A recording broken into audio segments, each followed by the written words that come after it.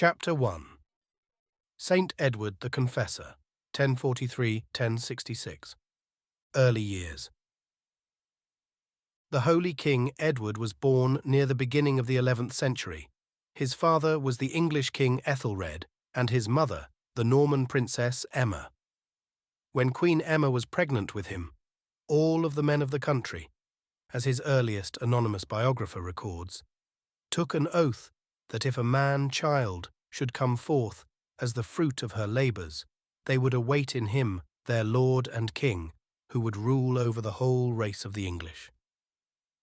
In spite of this promise, Edward's claim to the throne was laid aside in favour of those of Ethelred's 6 sons by an earlier marriage, in particular Edmund Ironside, who became king in 1015 and was killed in the same year, and the Danish king Canute's sons by Elgiver of Northampton, Harold of Fire, and Queen Emma, Hardacanute. It must therefore have seemed a great miracle to his contemporaries that Edward should finally, when already in middle age, have succeeded to the throne of his fathers, reigning in peace for another 24 years. It must have seemed, moreover, that God was taking pity on his people again after the heavy chastisement of the Danish yoke, 1016–1042.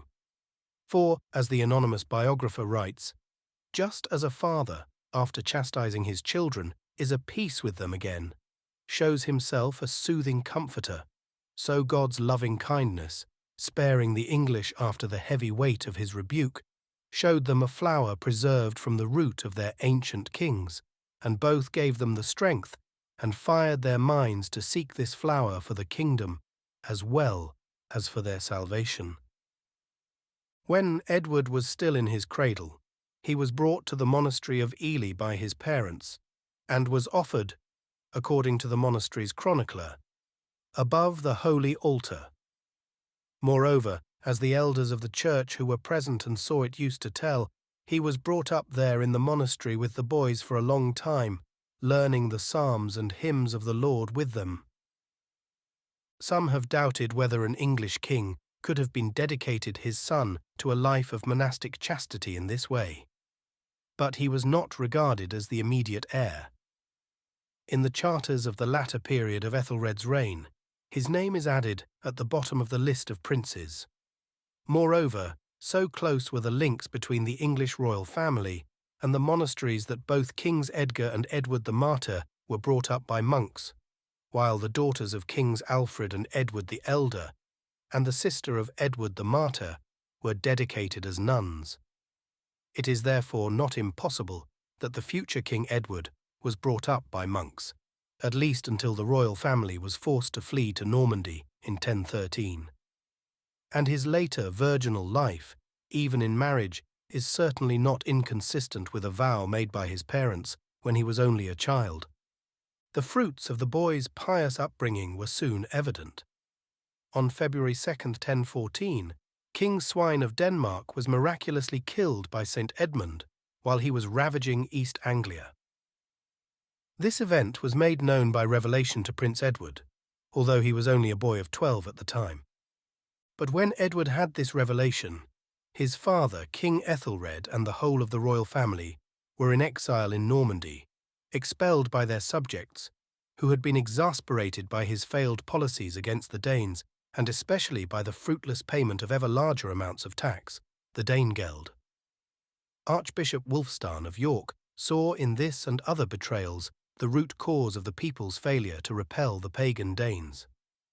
For there are here in the land great disloyalties towards God and towards the state, and there are also many here in the country who are betrayers of their lords in various ways. And the greatest betrayal in the world of one's lord is that a man betray his lord's soul. And it is also a very great betrayal of one's lord in the world that a man should plot against his lord's life, or living, drive him from the land. And both have happened in this country. They plotted against Edward, the martyr, and then killed him. Many are forsworn and greatly perjured, and pledges are broken over and again. And it is evident in this nation that the wrath of God violently oppresses us. The English repented and recalled their king from exile, However, on April 23, 1016, he died after a life of much hardship and many difficulties. Then, after his death, all the councillors of England chose Edmund Ironside, his eldest son by his first wife, as king, and he defended his kingdom valiantly during his lifetime. The English repented and recalled their king from exile. However, on April 23, 1016, he died after a life of much hardship and many difficulties. Then, after his death, all the councillors of England chose Edmund Ironside, his eldest son by his first wife, as king, and he defended his kingdom valiantly during his lifetime. The 7 short months of Edmund's reign are among the most dramatic in English history, matched only by the 9 months of Harold Godwinson's in 1066. The pattern of events, moreover, was very similar to that later drama. Great extremes of heroism and treachery, culminating in the crucifixion of a conquered country. Thus, immediately after the Witan proclaimed Edmund king in London, the bishops and chief men of Wessex assembled and unanimously elected Canute, the son of King Swine, as king. Meeting him at Southampton, writes Florence of Worcester, they repudiated and renounced in his presence all the race of Ethelred, and concluded peace with him, swearing loyalty to him, and he also swore to them that he would be a loyal lord to them in affairs of church and state. Undeterred by this treachery to the ancient royal dynasty that had served England so well, King Edmund raised no less than 5 armies against the Danes, and was finally killed on November 30th, not by a Dane, but by the ubiquitous traitor of his father's reign. He was buried beside his grandfather, King Edgar the Peaceable, at Glastonbury. And so, the whole of England passed into the hands of Canute the Dane. The young Prince Edward, lover of monasticism though he was, had shown great valour as a warrior in this period. Thus we read in a Scandinavian source that during a battle for London between the English and the Danes, Thorkel the Tall had taken the one part of the town. Many of his host had fallen there. Then Earl Thorkel the Tall went to King Canute to win the other part of the town, and as luck would have it, just saved his life. For Edward, King Ethelred's son, struck at that time a blow which men have held in memory in after days. Thorkel thrust Canute off his horse, but Edward smote asunder the saddle and the horse's back. After that, however, the brothers had to take to flight, and Canute exulted in his victory and thanked King Olaf for his help. Canute was to become an exemplary defender of the church, but at the beginning of his reign he acted like the inveterate pagan that he still was, inflicting the last and largest ever Danegeld tax on the nation, while disposing of all his possible political opponents. Thus Prince Edwy, St. Edward's half-brother, was killed, while his brothers Edward and Edmund were sent to the King of the Swedes to be killed. The Swedish king, however, was a Christian, baptized by the English missionary bishop St. Sigfrid. So he would not acquiesce in Canute's demand, in spite of the treaty he had with him. Instead, he sent them to the king of the Hungarians, Solomon by name, to be preserved and brought up there. Years in exile. To avoid the same fate, St. Edward and his brother Alfred were forced to return to Normandy. Soon the princes had another shock. In July 1017, King Canute married Emma, King Ethelred's widow. To her sons in exile in Normandy, it must have come as a shock that their mother should marry the conqueror of their country and the murderer of their brothers, while letting them languish alone in exile. This may explain, at least in part, the difficult relations King Edward had with his mother at the beginning of his reign. Now, on the death of King Canute, the throne of England passed to his son, by Elgiva of Northampton, Harold, while Denmark was ruled by his son, by Queen Emma, Hardicanute. Initially, Emma hoped that her son Hardicanute would become king, and, supported by the powerful Earl Godwin of Wessex, she even had coins struck in Hardicanute's name at her base in Winchester, while the coins in currency north of the Thames bore Harold's name. However, when it became clear that he was not going to come to England from Denmark, she turned to her sons in Normandy. She wrote to them to leave Normandy and join her at Winchester. Now Edward, as David Rarity says, never regarded either Harthacnut or Harold as legitimate rulers, but had himself begun to use the royal style in Normandy on Mont Saint-Michel and Fécamp charters as early as the reign of Duke Robert. So he had no hesitation in responding to his mother's call. However, he was forced to return after a battle in the Southampton area. Then came his brother Alfred.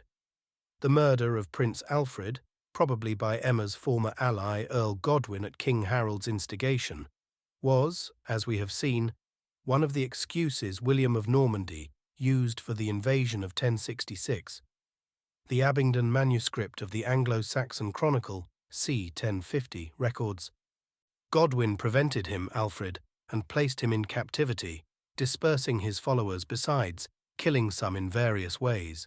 Some were sold for money, some cruelly murdered, some put in chains, some blinded, some mutilated, and some scalped. No more horrible deed was done in this land after the Danes came and made peace with us." And in another chronicle, we read that in 1040, Godwin admitted to the murder, but swore to King Hardicanute and all the chief men of the land that it was not by his counsel or his will that his brother was blinded, but that his lord King Harold had ordered him to do what he did. Prince Alfred actually died from his wounds in the monastery of Ely, that great fortress of Anglo-Saxon orthodoxy. The body was buried with great honour in the southern porch of the west end of the church, where wondrously beautiful visions of lights often occur, wrote the monastery chronicle. And there were many miracles, as people report who even declare most repeatedly that they have seen them. The years which followed Prince Alfred's murder until his brother Edward ascended the throne were among the most wretched in English Orthodox history. The Danish rule, which had been tolerable under Canute, now became an oppressive yoke. In 1038, Archbishop Athelnoth the Good died, followed 7 days later by Bishop Ethelric of Selsey. For he had besought God that he should not live long in this world after the death of his most beloved father, Athelnoth. In the next 2 years, these losses were compounded by the deaths of Bishops Alfric of Elmham, Beorthea of Worcester, Beorhtmer of Lichfield, and Edmund of Durham, who were succeeded by men of much lower spiritual stature. Thus to York came Alfric Puttock, or the Hawk, who was angry when, in 1038, the vacant see of Worcester was not also given to him, as it had been, by an exceptional measure, to 2 of his predecessors. Instead, the king gave it to a favourite of Godwin's, Lyfing of Crediton, who now held 3 sees simultaneously. Nor was this the only case of sees held in plurality or through simony. Elmham was given to a king's chaplain, Stigand, later Archbishop of Canterbury. But he was afterwards ejected, and Grimsettle was elected for Gold, and held then 2 dioceses. However, as the spiritual atmosphere darkened, a revelation was given to one of the last of the holy bishops, Brightwald of Ramsbury. He was once weeping over the plight of the people, and asked, records King Edward's anonymous biographer, that God's mercy should look favourably upon them. At that time he passed the watches of his weeping in the monastery of Glastonbury, and weary after so many tears, the man of God fell asleep. When, lo, in the Holy of Holies he saw the blessed Peter, the first of the apostles, consecrate the image of a seemly man as king, mark out for him a life of chastity, and set the years of his reign by a fixed reckoning of his life. And when the king, even at this juncture, asked him of the generations to come who would reign in the kingdom, Peter answered, "The kingdom of the English is of God, and after you he has already provided a king according to his will." The seemly man marked out for a life of chastity, was King Edward, and the prophecy began to be fulfilled when King Harold's successor, Hardicanute, died suddenly while drinking at a marriage feast in 1042. Supported by the most powerful man in the realm, Earl Godwin, Prince Edward was recalled from exile. Edward the King. And so Edward was consecrated King of England in London at Pascha, 1043. Great was the joy that the English had, writes an early French chronicler, for the Danes had held them cheap and often humiliated them. If 100 of them met a single Dane, it would go badly for them if they did not bow to him. And if they met upon a bridge, they waited. It went badly for them if they moved before the Dane had passed. As they passed, they made obeisance, and whoever failed to do this was shamefully beaten if caught. So cheap were the English held, so much did the Danes insult them. The long years of exile in Normandy seem to have changed the fiery warrior of London Bridge. He was a man, writes William of Malmesbury, from the simplicity of his manners, little calculated to govern, but devoted to God, and in consequence directed by him. For while he continued to reign, there arose no popular commotions which were not immediately quelled. There was no foreign war, all was calm and peaceable, both at home and abroad, which is the more an object of wonder, because he conducted himself so mildly that he would not even utter a word of reproach to the meanest person. In the meantime, the regard which his subjects entertained for him was extreme, as was also the fear of foreigners, for God assisted his simplicity, that he might be feared who knew not how to be angry. And yet the inner fire was still there, though well controlled. If some cause aroused his temper, writes William of Malmesbury, he seemed terrible as a lion, but he never revealed his anger by railing. To all petitioners he would either grant graciously or graciously deny, so that his gracious denial seemed the highest generosity. In public he carried himself as a true king and lord, in private with his courtiers as one of them, but with royal dignity unimpaired. He entrusted the cause of God to his bishops and to men skilled in canon law, warning them to act according to the case, and he ordered his secular judges, princes, and palace lawyers to distinguish equitably, so that, on the one hand, righteousness might have royal support, and on the other, evil, when it appeared, its just condemnation. This good king abrogated bad laws, with his Witan Parliament established good ones, and filled with joy all that Britain, over which, by the grace of God and hereditary right, he ruled. Indeed, in later centuries, when the English groaned under the exactions of their Norman kings, they appealed for a return to the just laws of the good King Edward. In the exaction of taxes he was sparing, as he abominated the insolence of collectors. In eating and drinking he was devoid of the addiction to pleasure which his state allowed. On the more solemn festivals, though dressed in robes interwoven with gold, which the Queen had most splendidly embroidered, yet still he had such forbearance as to be sufficiently majestic without being haughty, considering in such matters rather the bounty of God than the pomp of the world. There was one secular enjoyment in which he chiefly delighted, which was hunting with fleet hounds, whose baying the woods he used with pleasure to encourage, and again, the flying those birds, whose nature it is to prey on their kindred species. In these exercises, after hearing divine service in the morning, he employed himself whole days. In other respects, he was a man by choice devoted to God, and lived the life of an angel in the administration of his kingdom, to the poor and to the stranger, more especially foreigners, and men of religious order. He was kind in invitation, munificent in his presence, and constantly exciting the monks of his own country to imitate their holiness. He was of middle height, his beard and hair swan white, his countenance florid, fair throughout his whole person, and his form of admirable proportion. Edward the Miracle Worker. Moreover, according to the anonymous biographer, who learned it from the joint testimony of good and fitting men, God glorified King Edward with the gift of miracles. A certain young woman, already provided with a husband, but gladdened with no fruits of the marriage, had an infection of the throat and of those parts under the jaw which are called glands. These had so disfigured her face with an evil-smelling disease that she could scarcely speak to anyone without great embarrassment. She was informed in a dream that if she were washed in water by King Edward, she would be cured of this most troublesome pox.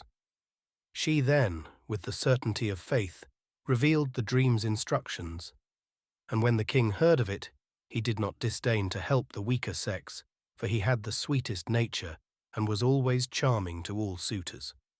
A dish of water was brought. The king dipped in his hand, and with the tips of his fingers he anointed the face of the young woman and the places infected with the disease. He repeated this action several times, now and then making the sign of the cross. And believe in wonder, one about to relate wonders. The diseased parts that had been treated by the smearing of the king softened and separated from the skin, and, with the pressure of the hand, worms together with pus and blood came out of various holes. Again the king kneaded with his holy hand and drew out the pus. Nor did he shrink from the stench of the sick woman until with his healing hand he had brought out all that noxious disease. Then he ordered her to be fed daily at the royal expense until she could be fully restored to health. And hardly had she been at court a week, when, all foulness washed away, the grace of God moulded her with beauty. And she, who formerly through this or some other sickness had been barren, in that year became pregnant by the same husband, and lived henceforth happily enough with all around her. Although this seems new and strange to us, the Franks aver that Edward had done this often as a youth when he was in Neustria, now known as Normandy. Likewise, a certain blind man was going about claiming that he had been advised in sleep that if his blind face were washed in the water with which the king rinsed his hands, he would both overcome the blindness and restore his lost sight. When Edward heard of this from his privy councillors, at first he contradicted and blamed them for believing it to be true. But when they demanded urgently that he should not resist God's will, at length he courteously agreed. It was then, as they say for certain, the day of the vigil of the festival of All Saints, when the king, having made his morning ablutions, entered the chapel. Meanwhile, his servants washed the blind man with the same water and conducted him after the king into the house of prayer. When the king left after the canonical hours had been solemnly sung in honour of all the saints, word was brought to him by his courtiers that he who was blind now saw. The king, therefore, with pious curiosity, came unto him in the chapel, and calling him to him, inquired whether he could indeed see. This the man began to affirm, and gave thanks to God. To test the truth of his words, however, the king, as pure as a dove, stretched forth the palm of his hand, and asked for an account of his action.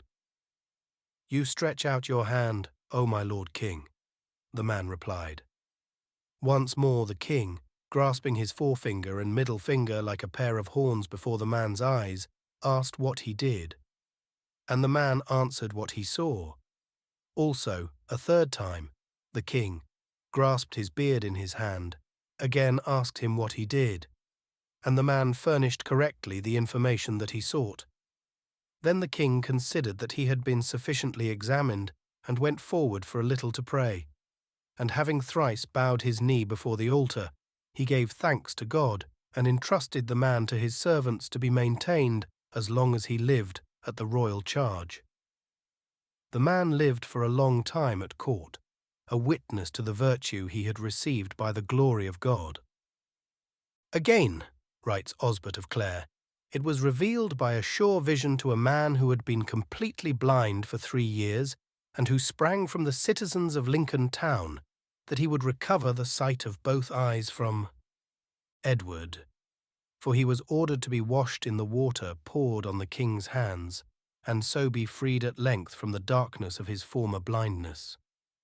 The blind man hastened quickly to court, and asked the king's servants to grant him that which he had not had for a long time. And so, when his face had been washed in the same way as the previous blind man, he was restored to health, and the renewed glory of his former condition was given back to him. There still survives to this day a witness who saw him long ago as a blind man and afterwards knew him clear-sighted, with the darkness dispelled. The glorious king ordered a royal palace to be built at Brill, whereupon a great crowd of rustics poured into the wood with axes. It was summer-time, when men, after they have filled their bellies, are quick to rest, and then, in the afternoon, hasten back more eagerly to work. Among the other labourers on the royal building was a young man named Wulfwe, who, from his greediness for wheat, was surnamed Spillicorn. He rose from sleep, having lost his sight, and remained blind for 19 years. At length God's mercy looked upon him, and he, who had lacked sight for so long a time, regained it through a heavenly visitation. A citizen's wife approached this man, who laboured under so wondrous a disability, and told him in clear words what she had learned about him in a vision. "Dear man," she said, "visit 80 churches, barefooted and wearing only woolen clothes, and thus you will experience the merit of the saints whose patronage you seek with faith in the purging of your blindness. But the privilege is reserved especially to St. Edward the King, that the water in which he washes his hands should restore to you the light of your eyes." No sluggard, after hearing this, visited that number of churches, and finally he put his case to the king's chamberlains. These made no haste to seek out the king and acquaint him with the poor man's requirements. For the poor man is always despised, and when money runs out, the name and fruits of friendship are wont to perish. The mendicant, however, battered diligently at the door of God's mercy in order to recover the sight of his eyes through Edward the King. At length, worn out by the insistence of the blind man, a chamberlain went straight to the prince and related from beginning to end the vision which had been told the poor man. "Mother of God," said the king, "my Lady and ever-Virgin Mary, stand witness that I shall be exalted beyond measure. I shall be very grateful, according to another version, if God should work through me that of which the vision told." Then the king dipped his fingers in the liquid element and mercifully touched the sightless eyes. And lo, blood poured copiously through the hands of the prince. The man, cured of his blindness, cried out, and, filled with a great joy, exclaimed, "I see, O king, your bright countenance. I see the gracious face of life. God has given me light, and Edward the Anointed." The man of God, contemplating this deed, gave thanks to Almighty God, by whose mercy a day of brightness had dawned for the blind man. This miracle was performed by the dispensation of the Lord, just as it had once been revealed to him by the woman's vision at the royal house called Windsor. To the blind man miraculously made to see, he entrusted the custody of his chief palace for the term of his whole life. When one of the courtiers had witnessed this great miracle, in which a blind man was freed from darkness by the king, he endeavoured reverently to steal what remained of the king's washing water. Having carried the water out of doors, he came upon 4 beggars, of whom 3 were burdened with the loss of their eyes, and on the 4th only one eye was bright. But the courtier, a man of faith, washed their blindness, and the power of God restored to them, in the court of the great king, the 7 lost eyes. The rebellion of Earl Godwin. The only serious blot on the life of King Edward, according to his biographers, was his relationship with his mother, Queen Emma, although, as we shall see, he repented of his harshness towards her. In 1043, the king, with Earls Godwin, Leofric and Syward, came to Winchester and imprisoned her. Then, according to the Anglo-Saxon Chronicle, they deprived her of all her innumerable treasures, because she had been too strict with the king, her son, in that she had done less for him than he wished, both before his accession and afterwards. it seems that she was also accused of plotting with King Magnus of Norway. However, as Frank Barlow writes, Emma, when reduced to poverty and despair, had a dream in which St. Mildred promised to help her because she, with Nutt, had patronized the translation of St. Mildred from Thanet to St. Augustine's Canterbury. Whereupon Emma borrowed 20s, sent it by means of her then retainer, Ethelweard Speaker, to Abbot Aelfstan of St. Augustine's, and miraculously the king's heart was changed. Edward felt shame for the injury he had done her. The son acknowledged the mother. He restored her to her former dignity, and he who had proclaimed her guilty begged her pardon. Everything she had possessed was restored to her.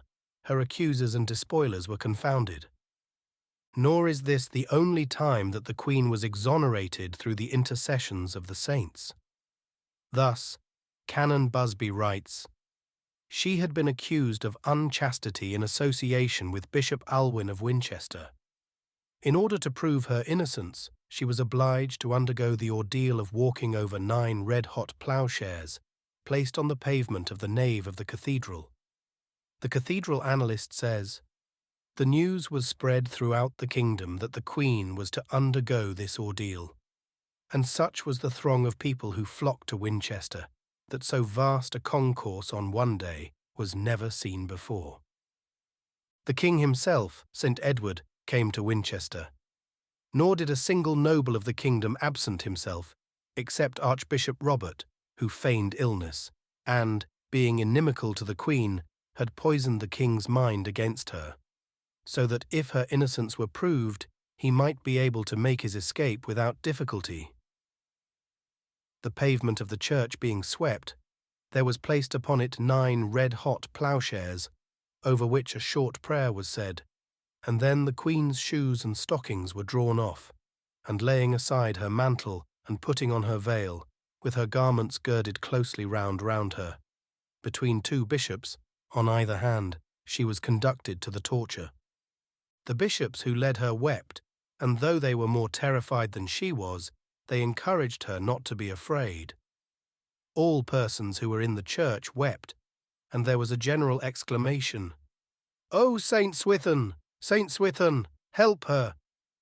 The people cried with great vehemence that Saint Swithin must hasten to the rescue. The Queen prayed, "Saint Swithin, rescue me from the fire that is prepared for me."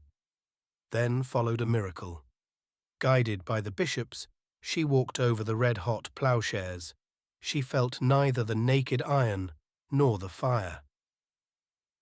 Edward's suspicions of his mother may have been the result of her close links with Earl Godwin of Wessex, the murderer of his brother Prince Alfred. The king, as we have seen, owed the smoothness of his accession to the throne in large part to the support of Godwin, and it was probably in gratitude for this support that he had agreed to marry his daughter Edith. However, he had never really lost his distrust for the powerful earl, and in 1051 the latent tensions between the 2 men flared into open conflict. The king had promoted to the see of Canterbury a Norman, Bishop Robert of London, in preference to Godwin's candidate and relative, the Canterbury monk Alfric. The new archbishop quarrelled with Godwin, accusing him of encroaching on church lands in the Canterbury diocese. Then, in September, Count Eustace of Boulogne, the king's brother-in-law, came to Dover with a small detachment of men. A riot between the Frenchmen and Count Eustace's men ensued, in which several people were killed. Godwin took the side of the men of Dover, which was in his earldom, and, having with his sons assembled a large military force, demanded of the king that he give up Count Eustace and his companions. However, the king, supported by the forces of Earl Siward, Leofric and Ralph, refused. Through the mediation of Earl Leofric, a military confrontation was avoided, and it was agreed that the king and Godwin should meet in London. But before they could meet, Godwin, seeing that his support was waning, fled. Then the king and the Witan ordered the banishment of him and his 5 sons. Moreover, the king renounced his queen, Godwin's daughter, and she retired to the convent of Warewell. After Godwin's expulsion, the earldom of his eldest son, Swine, was given to Earl Odda, and it looked for a time as if King Edward would really be able to rule his kingdom through subordinates whom he trusted. But even in exile, Godwin's power was still great.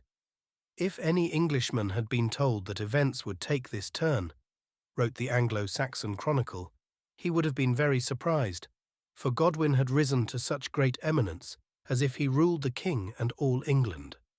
So the next year Godwin attempted to win back his former position by force. Helped by his sons Harold and Leofwine, who had levied troops in Ireland and landed in the West Country, he marched on London. Once again, a military confrontation was avoided, and both sides disbanded their troops.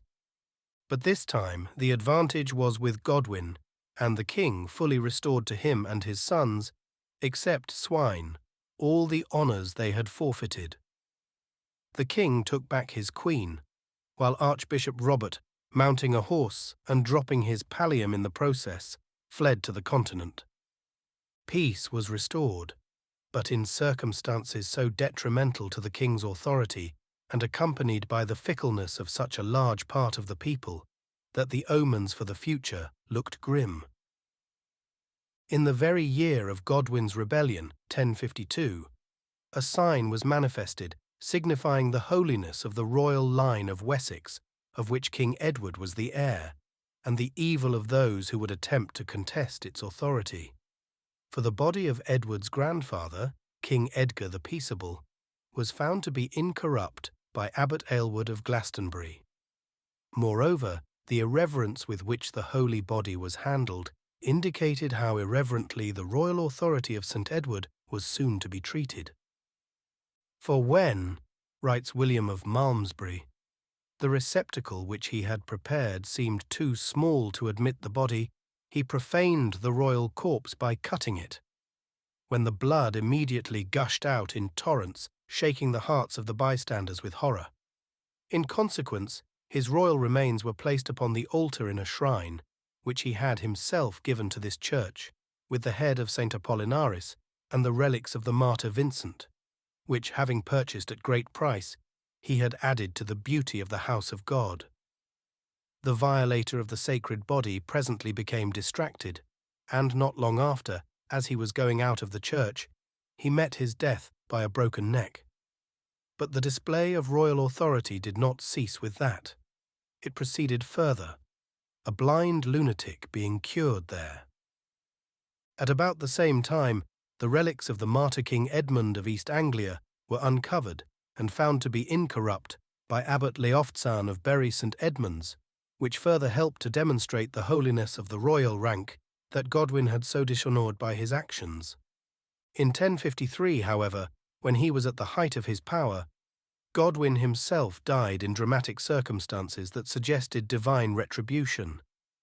He choked on a piece of bread after swearing to the king, "Let God who knows all things be my judge. May this crust of bread which I hold in my hand pass through my throat and leave me unharmed to show that I was innocent of your brother's death. Vengeance is mine, I will repay, saith the Lord." The affair of Archbishop Stigand. We now come to the affair of Archbishop Stigand, which was to have such fatal consequences for England.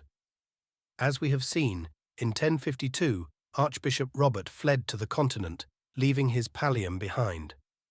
With the acquiescence of the king, but in face of the furious opposition of successive popes, Bishop Stigand of Winchester was allowed to take up the pallium and serve as archbishop in Robert's place. The question is, was he a true archbishop? And, if so, could the English Church be said to have been under the Pope's jurisdiction during his archbishopric, that is, from 1052? The fact that Stigand had not received his pallium from the Pope may not have seemed important. For a generation before, both Archbishop Wulfstan of York and King Canute had protested against the supposed necessity of English bishops travelling the long and difficult journey to Rome for the pallium. Moreover, it was an historical fact that before 735, no English archbishop had done this. But Archbishop Robert was still alive and had not been formally deposed. Frank Barlow has shed some light on this problem. Three aspects of the story need investigation, he writes. Was England aware of Stigand's incapacity as Archbishop, of his suspension from his episcopal office, and of his excommunication? There is no doubt that during Edward's reign, Stigand was not recognised as an archbishop except in 1058, after the receipt of his pallium, which, however, he received from an anti-pope, Benedict XVI, thus forming the basis for another of the charges that the papal legates levelled against him in the Council of 1070. Until that year, he consecrated no bishop. By 1061, when 2 bishops went to Rome for consecration, his incapacity was again notorious. The Normans, too, were either aware of the position or learned it in England. William, who needed traditional and legitimate coronation, must have disregarded Stigand with the greatest reluctance. But from 1067 to 1070, he seems to have been accorded full metropolitan respect by the Normans. Expediency or William's arbitrariness may have been the cause. On the other hand, there is no evidence that anyone regarded Stigand as suspended from his episcopal office.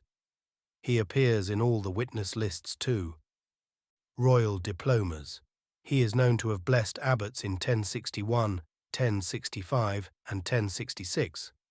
There is no strictly contemporary evidence that he was at any time shunned by the English kings, prelates, or laity. The whole matter is greatly complicated, as we have seen, by the fact that the Roman papacy was anathematized by the Orthodox Church of the East in 1054, which meant that the anathemas that the popes launched against Stigand from that time were null and void. Thus, even if we agree that Stigand's position was strictly uncanonical, it must also be admitted that it was providential, in that it meant a loosening of the ties between England and Rome at precisely the moment when the latter was falling into heresy and schism. Stigand had the other, not inconsiderable advantage that he was accepted by both sides in the near civil war that had only just come to an end, so he could serve as a peacemaker between the king and Godwin's faction.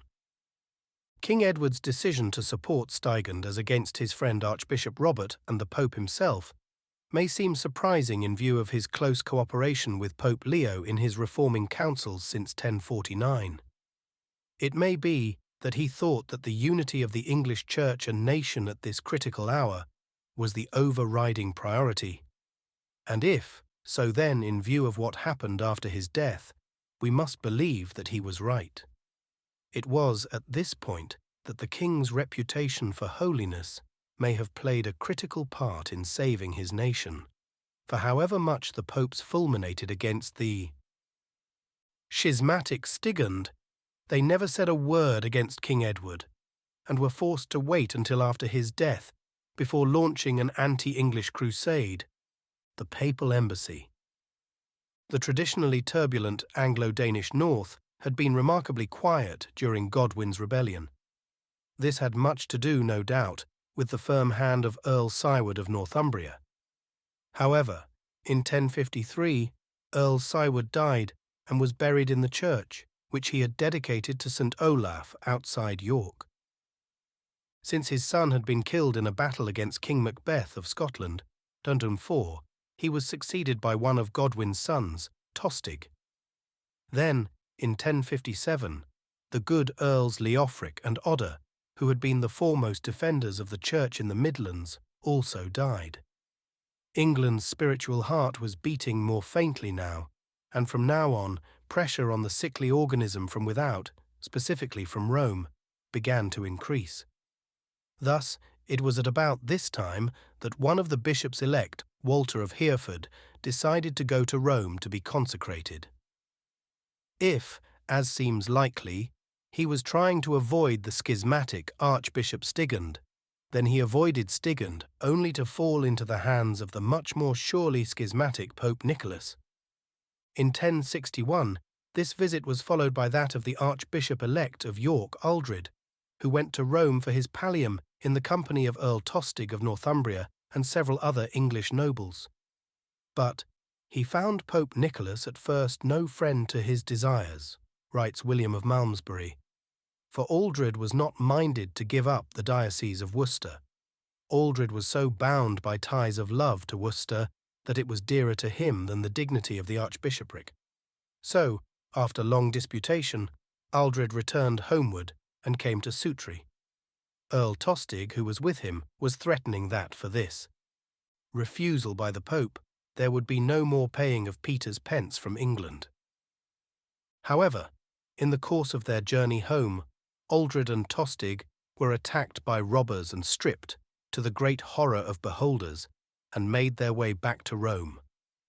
Their sufferings so far melted the rigour of the apostolic see that Aldred received the pallium of York, having pledged himself to resign Worcester, provided that he could find a better priest in the diocese to put in his place. It is interesting to speculate what would have happened if Aldred had returned to England without the pallium. It is quite possible that, following the example of Stigand, and with King Edward's support, he would have assumed the archbishopric anyway, thus placing both of England's metropolitan sees in schism from Rome. But the robbers, and Pope Nicholas's sense of realpolitik, saved the day for Rome. And to reinforce his authority in England, the Pope now sent 2 cardinals with Aldred on his journey home. This was the first papal legation to England since the Council of Chelsea in 787. They stayed with Prior Wulfstan at Worcester, and, impressed by his piety, suggested him for the bishopric of Worcester. By these praises, we read in Wulfstan's life by William of Malmesbury, they aroused the goodwill of King Edward, in whom the trafficker in benefices and the covetous man never found anything to forward their designs. The archbishops of Canterbury and York gave their support to the cardinals, the one of kindness, the other of knowledge, both by their sentence. With them in praising Wulfstan were the Earls Harold and Elfgar, men more famed for warlike courage than for religion. They bestirred themselves vigorously in his cause, sending mounted messengers on Wulfstan's behalf, who rode many miles in little time to hasten on the matter. So, Wulfstan was presented to the court, and bidden to take upon him the office of bishop. He earnestly withstood them, crying out that he was unequal to so great a charge, while all men cried that he was equal to it. So entirely was the whole people agreed, that it were not wrong to say that in all those bodies there was, concerning this matter, but one mind. But to be brief, the cardinals and archbishops would have lost their labour had they not pleaded against his unwillingness the duty of obeying the Pope. To that plea he must needs yield, so King Edward well and truly invested Wulfstan with the bishopric of Worcester, not long after he was consecrated at York by Archbishop Aldred, because Stigand of Canterbury was under the Pope's interdict. The new Bishop Wulfstan was the one Englishman besides the king himself, who, by the reputation of his asceticism and miracle-working, and the power of his preaching, could have inspired his countrymen to rebel against the now schismatical papacy if he had chosen to do so. But it may be wondered whether the legates' choice of Wulfstan for the bishopric, although they did not consecrate him, made him, so to speak, the Pope's man at this time.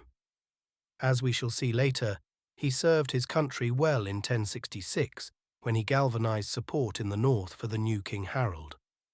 But after 1066, he sadly succumbed to the new Norman Papist regime.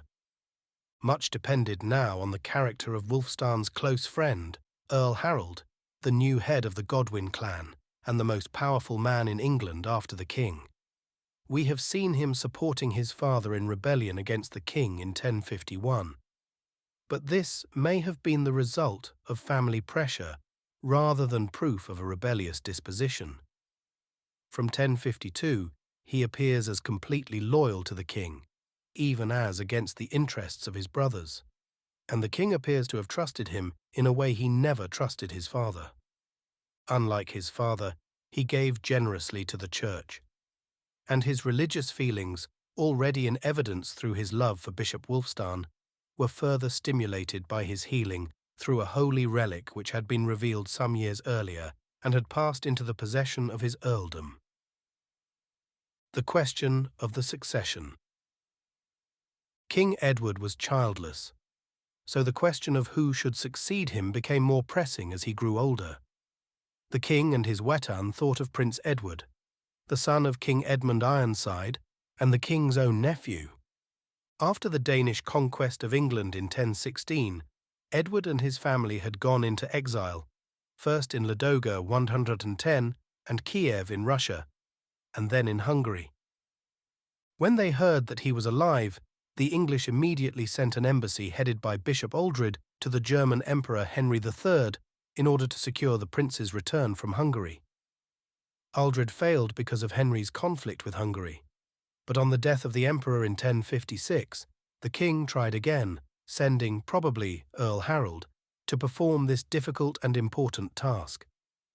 This time, the mission was successful, but shortly after his arrival in England on August 31st, 1057, Prince Edward died.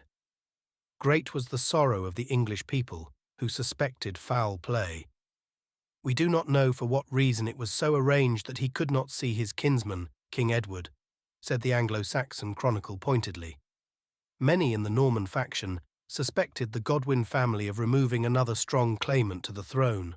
But since, as Walker argues, it was Harold Godwinson who carried out the difficult task of getting Edward from Hungary to England, it is very unlikely that he would have had any hand in an assassination attempt. Moreover, Edward's son Edgar was always treated with honour by Harold. In 1063, Earls Harold and Tostig conducted a highly successful campaign by land and sea to subdue Prince Grugid of North Wales, who had been encroaching on English territory.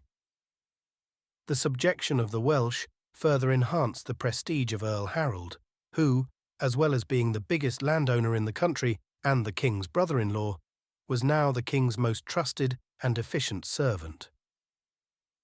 There must have been many at this time who thought that he, rather than the young and inexperienced Prince Edgar, should succeed the old King Edward. But in 1064 Earl Harold made a great blunder. The story is related with variants and inconsistencies in the Norman sources and on the Bayeux Tapestry, but is not related at all in the pre-conquest English sources. Nevertheless, this much is clear, that Harold sailed from Bosham in Sussex on a mission to the continent, that he was storm-driven onto the coast of Ponthieu, where he was captured by Count Guy, that William of Normandy ransomed him from Guy and treated him kindly at first, but that later he was persuaded, whether voluntarily or involuntarily, to make an oath over a box of artfully concealed holy relics in Rouen, that he would support William's claim to the English throne. Now William's claim was based, in the first place, on his blood relationship to Queen Emma, King Edward's mother. But his case rested mainly on his assertion that in 1051 King Edward had promised him the throne on his death. The Norman sources further assert that in 1064 Harold was sent to Normandy by King Edward in order to confirm his earlier promise to William, and in order that Harold should swear fealty to him. Most modern historians doubt that King Edward made this promise. Thus, Ian Walker writes, "We have seen that it is unlikely that any such promise was given by Edward, but rather that it was probably invented and imparted to William by Robert of Jumièges, Archbishop of Canterbury, following his exile in 1052. If this was the case, could Edward nevertheless have intended to make William his heir at this later date? This is highly unlikely. In 1051, Edward had no clearly established heir, although he did have a number of potential heirs, all with better qualifications than William. Now he had secured a suitable and established heir in the person of his nephew, Atheling Edgar, and a reserve in Harold, the son of his deceased nephew, Earl Ralph. As a result of this change in circumstances, the reasons adduced against the nomination of William as heir in 1051 apply with even great force to any such nomination in 1064.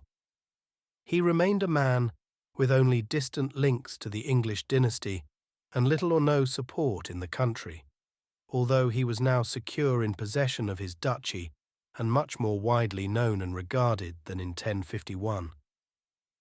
In addition, William's recent conquest of Maine had resulted in the imprisonment and death of Edward's nephew, Count Walter of the Vexin. Count Walter died in suspicious circumstances while in William's custody, allegedly by poison, something unlikely to endear him to Edward. William of Poitiers hints that Edward was close to death, and this was why he now sent Harold to pledge his kingdom. There is no support for this in English sources, which show that the king was still healthy enough to go hunting in autumn 1065. The suggestion that Edward intended William as his heir in 1064 seems less credible even than the case for this in 1051. Why, then, did Harold make the fateful journey? One Anglo-Norman source suggests that he was simply on a fishing trip and landed up on the wrong side of the channel. However, the 11th century Canterbury monk, Edmer of Canterbury, using sources close to the family, has a much more plausible story, namely, that Harold asked leave of the king to go to Normandy to set free his brother and nephew who were being held there as hostages. Godwin had given these hostages to the king after his abortive coup in 1051. In support of this theory is the fact that Harold did return with one of the hostages, his nephew Hakon. William continued to hold Harold's brother, Wulfnoth. Edmer continues, "The king said to Harold, 'I will have no part in this, but not to give the impression of wishing to hinder you, I give you leave to go where you will and to see what you can do. But I have a presentiment that you will succeed in bringing misfortune upon the whole kingdom and discredit upon yourself. For I know that the Duke is not so simple as to be at all inclined to give them the hostages up to you, unless he foresees that in doing so he will secure some great advantage to himself.'"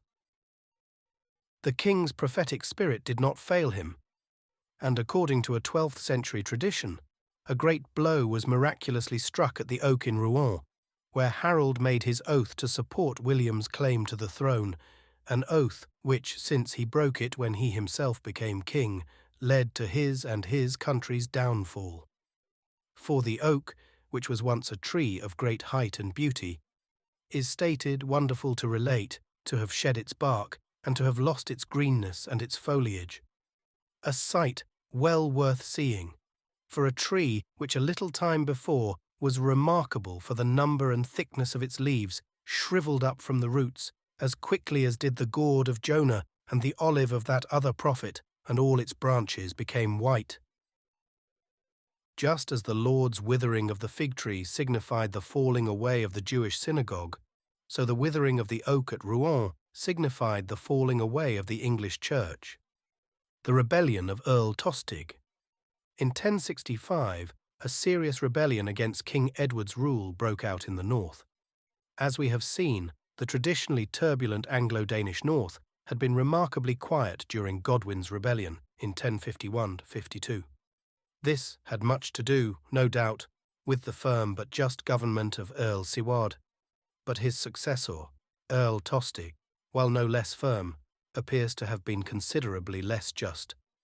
According to the anonymous biographer, several members of the Wighton charged that glorious earl with being too cruel, and he was accused of punishing disturbers more for desire of their property, which would be confiscated, than for love of justice.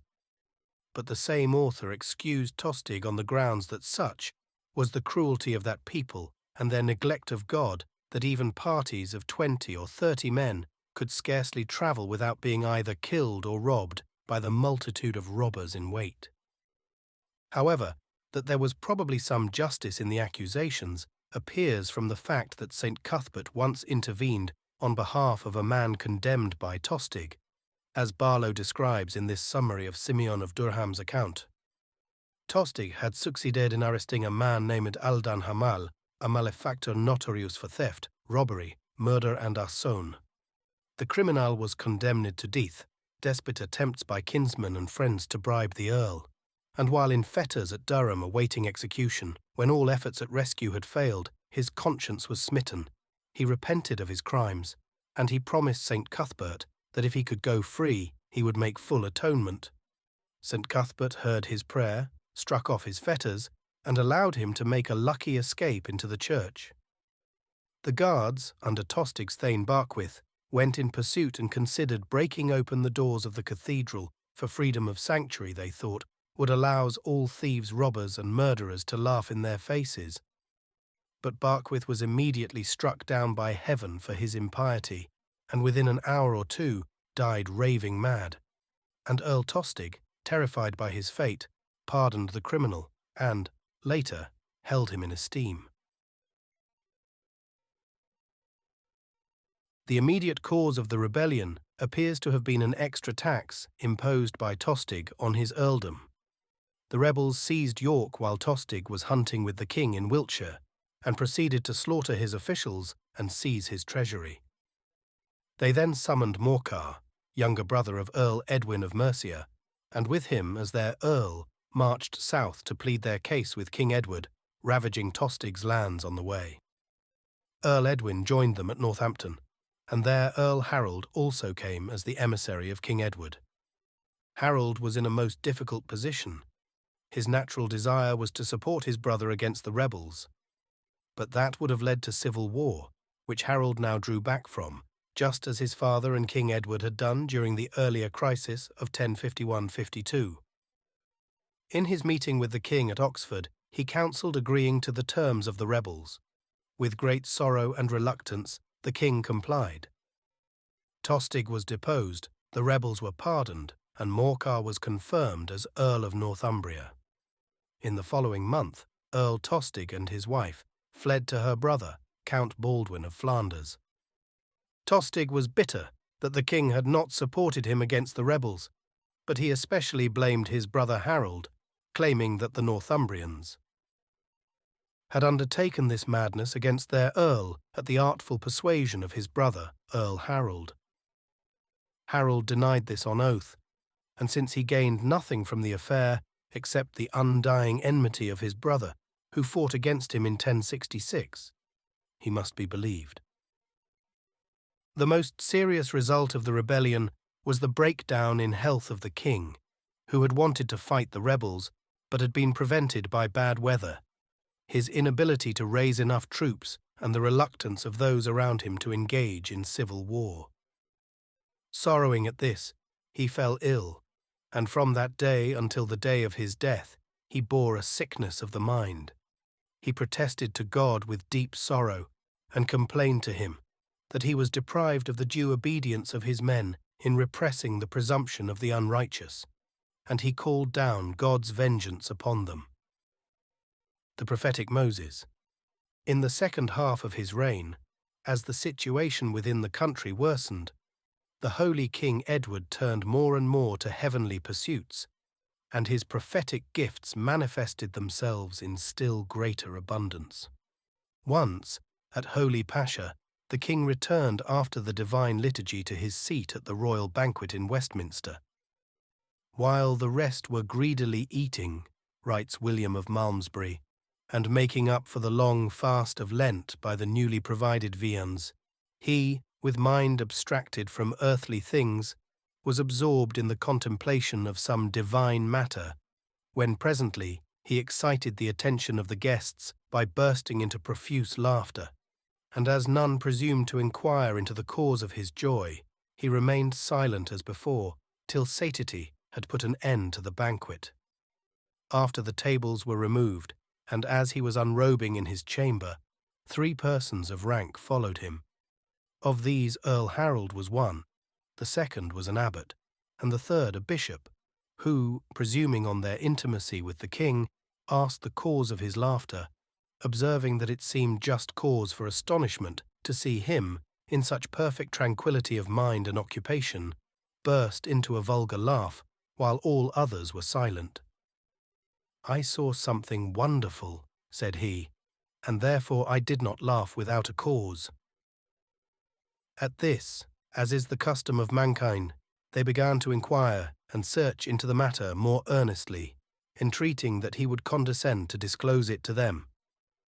After much reluctance, He yielded to their persevering solicitations, and related the following wonderful circumstance, saying that the 7 sleepers in Mount Coelius, Ephesus, had now lain for 200 years on their right side, but that, at the very hour of his laughter, they turned upon their left, that they would continue to lie in this manner for 74 years, which would be a dreadful omen to wretched mortals. For everything would come to pass, in those 74 years, which the Lord had foretold to his disciples concerning the end of the world. Nation would rise against nation, and kingdom against kingdom. There would be earthquakes in divers places, pestilences and famine, terrors from heaven and great signs, changes in kingdoms, wars of the Gentiles against the Christians, and also victories of the Christians over the pagans. Relating these matters to his wondering audience, he descanted on the passion of these sleepers and the make of their bodies, thought totally unnoticed in history, as readily as though he had lived in daily intercourse with them.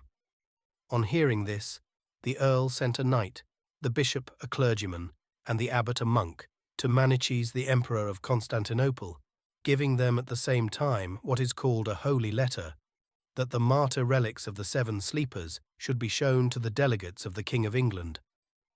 It fell out that the prophecy of King Edward was proved by all the Greeks, who could swear that they had heard from their fathers that the men were lying on their right side. But after the entrance of the English into the vault, they published the truth of the foreign prophecy to their countrymen. Nor was it long before the predicted evils came to pass, for the Hagarenes, Arabs and Turks, nations averse to Christ, making havoc of the Christians, at the Battle of Manzikert in 1071, overran Syria, Lycia and Asia Minor, altogether devastating many cities too of Asia Minor, among which was Ephesus.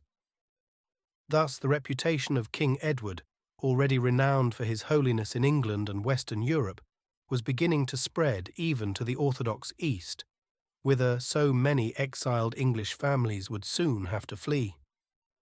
On another occasion, as Aelred of Rievaulx tells the story, the king attended the service for the consecration of a church at Havering in Essex. As he was coming out of the church, a beggar met him and asked for alms. Edward did not have any money on him at the time, but since he never liked to send beggars away empty-handed, he gave him the costly ring which was on his finger. Some time later, some English pilgrims were in trouble near Bethlehem in the Holy Land. A beggar came up to them and asked them what the matter was. When they had explained it to him, he helped them. Then he gave them a ring and asked them to give it to their king in England, with a message from St. John that for his chaste life he was to inherit the joys of paradise in 6 months' time. Edward received the message with joy, realizing that the beggar to whom he had given the ring was St. John the Evangelist and theologian. And in 6 months' time he reposed in peace. The ring was found again when St. Edward's tomb at Westminster was opened in 1102. A sweet fragrance filled the church, and the body was found to be completely incorrupt. On the finger of his hand was the ring. In 1163, the tomb was opened again.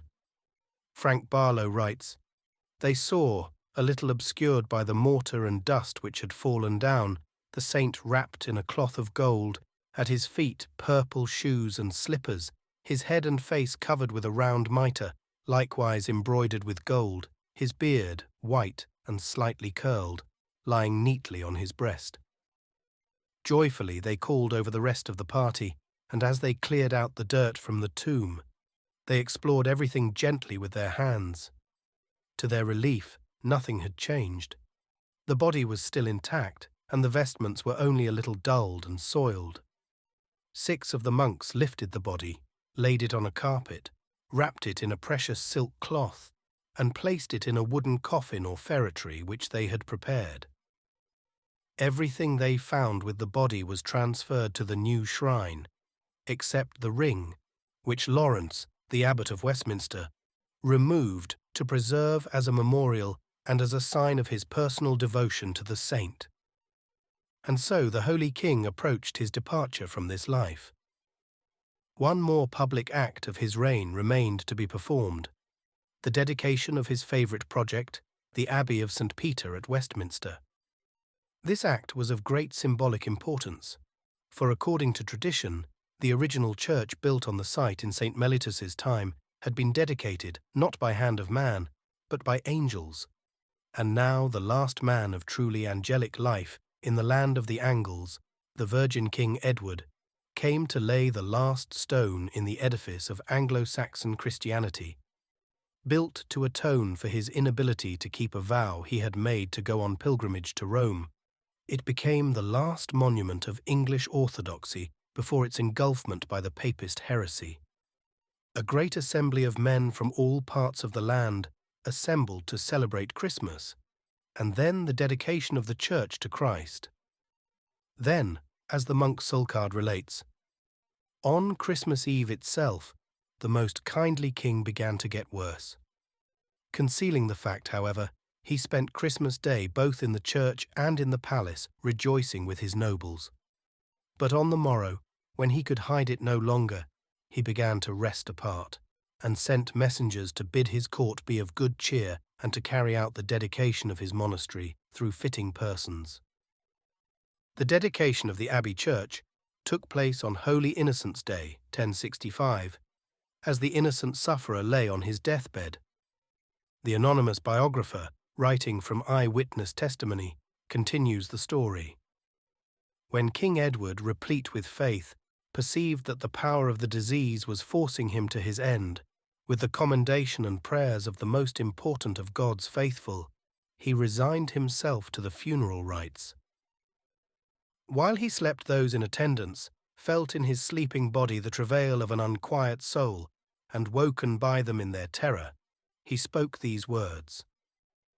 Up till then, for the last 2 days or more, weakness had so tired him that when he spoke scarcely anything he said had been intelligible. "O eternal God," he said, "if I have learned those things which have been revealed to me from thee, grant also the strength to tell them. But if it was only an illusion, let my former sickness burden me according to thy will." And then, as they who were present testify, he used such resources of eloquence that even the healthiest man would have no need of more. "Just now," he said, "2 monks stood before me, whom I had once known very well when I was a young man in Normandy, men of great sanctity, and for many years now relieved of earthly cares, and they addressed me with a message from God. Since, they said, those who have climbed to the highest offices in the kingdom of England, the earls, bishops and abbots, and all those in holy orders, are not what they seem to be, but, on the contrary, are servants of the devil. On a year and 1 day after the day of your death, God has delivered all this kingdom, cursed by him, into the hands of the enemy, and devils shall come through all this land with fire and sword and the havoc of war. Then I said to them, I will show God's designs to the people, and the forgiveness of God shall have mercy upon the penitents, for he had mercy on the people of Nineveh when they repented on hearing of the divine indignation. But they said, These will not repent, nor will the forgiveness of God come to pass for them. And what, I asked, shall happen? And when can a remission of this great indignation be hoped for? At that time, they answered, when a great tree, if cut down in the middle of its trunk, and the part cut off carried the space of 3 furlongs from the stock, shall be joined again to the trunk, by itself, and without the hand of man or any sort of stake, and begin once more to push leaves and bear fruit from the old love of its uniting sap, then first can a remission of these great ills be hoped for. When those who were present had heard these words, that is to say, the Queen, who was sitting on the floor warming his feet in her lap, her brother, Earl Harold, and Rodbert, the steward of the royal palace and a kinsman of the king, also Archbishop Stigand and a few more, whom the blessed king, when roused from sleep, had ordered to be summoned. They were all sore afraid as men who had heard a speech containing many calamities and a denial of the hope of pity. And while all were stupefied and silent from the effect of terror, the Archbishop himself, who ought either to have been the first to fear or give a word of advice, with folly at heart, whispered in the ear of the Earl that the king was broken with age and disease, and knew not what he said. But the Queen, and those who had been wont to know and fear God in their hearts, all pondered deeply the words they had heard, and understood them quite otherwise and correctly. For these knew that the Christian religion was chiefly dishonoured by men in holy orders, and that the King and Queen, by frequent admonition, had often proclaimed this. King Edward died on January 5th, 1066.